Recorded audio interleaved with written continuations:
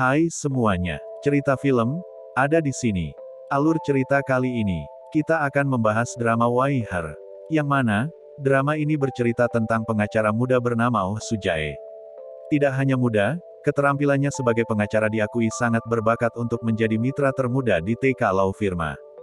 Firma hukum tersebut merupakan yang terbaik di Korea Selatan. Dibintangi oleh Seo Hyun Jin, Wang In Yeop, dan Bae In Hyuk. Tidak usah berlama-lama lagi. Langsung saja kita ke alur ceritanya.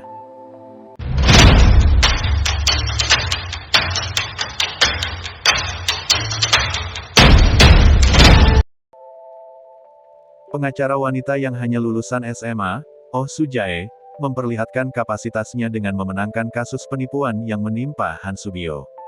Pencapaian Oh Soo-jae tidak membuat para senior terkesan, termasuk pimpinannya sendiri, Choi Taeko.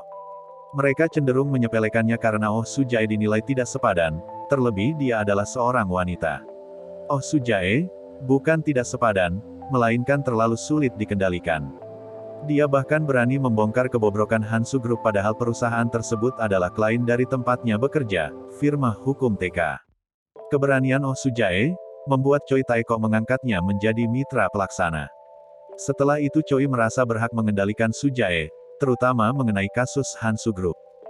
Soo-jae diberi kepercayaan menyelesaikan kasus dugaan pemerkosaan yang dilakukan anggota Dewan An Kang-won. Pelapornya adalah wanita pekerja klub bernama Park So-yang. An Kang-won yang diam-diam berkencan dengan Soo-jae meminta agar reputasinya diselamatkan. Sebagai pengacara An Kang-won, Soo-jae bertemu Park So-yang dan pengacaranya. Dalam pertemuan itu, Soo-jae memojokkan So-yang dengan kata-kata yang mengintimidasi. Soo-jae tahu bahwa So-yang tidak sepenuhnya berdusta tapi dia tidak peduli. Begitu hendak pulang, Soo-jae sok mengetahui So-yang jatuh dari atas gedung tepat di depannya dan tewas. Soo-jae dirundung perasaan bersalah. Dia kembali mengingat kata-kata ancaman yang sudah dilontarkan pada gadis itu.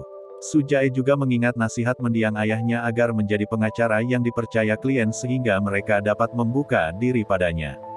Kehebohan di firma hukum TK tak bisa dihindari. Soo-jae disudutkan sebagai penyebab bunuh diri So-yang. Sebagai upaya membela diri, dia melontarkan kata-kata yang ternyata menyinggung Choi Taeko. Taeko lantas memutuskan untuk mengistirahatkan Soo-jae sebagai pengacara, dan mengirimnya menjadi profesor hukum di sebuah universitas. Soo-jae hanya memperkenalkan diri dan menulis satu kalimat dasar yang harus diingat para calon pengacara pada para mahasiswanya. Kalimat itu mengingatkan salah satu mahasiswa bernama Gong Chan mengenai kejadian dan sosok paling berkesan di hidupnya. Gong Chan yang pernah dipenjara saat remaja ingat bahwa Soo-jae adalah pengacara yang telah membantunya. Pimpinan Hansu Group, Han Ki-taek, berencana menjual Hansu Group untuk mendukung Lee In-soo menjadi presiden. Rencana itu ternyata merupakan sebuah upaya pencucian uang. Soo-jae yang memiliki semua dokumen penting Hansu Group membuat mereka kelimpungan. Choi Taeko, yang kebetulan mengelola aset pribadi Han Ki-taek ikut kebakaran jenggot. Dia meminta Soo-jae menyerahkan dokumen-dokumen itu. Soo-jae sendiri ingin dirinya ditunjuk sebagai penanggung jawab penjualan Hansu Group.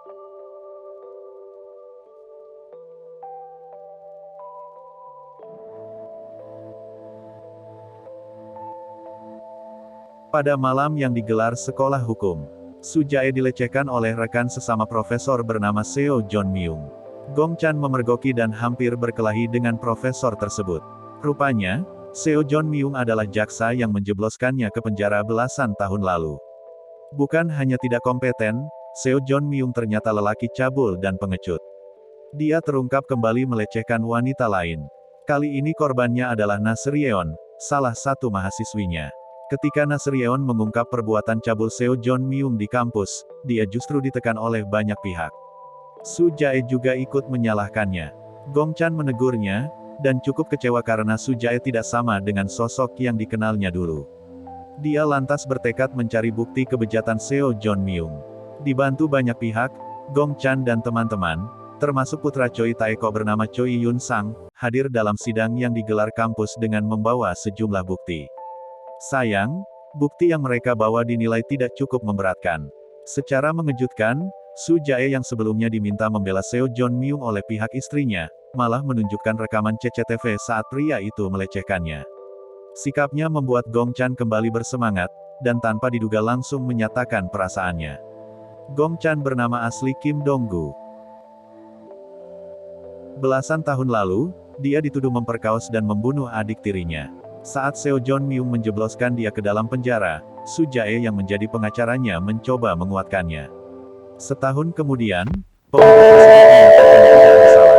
Namanya, dibersihkan dan dia mendapat identitas baru sebagai Gong Chan. Sejak itu, Gong Chan rajin belajar tentang hukum sambil bekerja. Alasannya masuk ke sekolah hukum adalah untuk menemukan Su Jae. 찾고 싶은 사람이 있습니다. Episode 1 dan 2 selesai.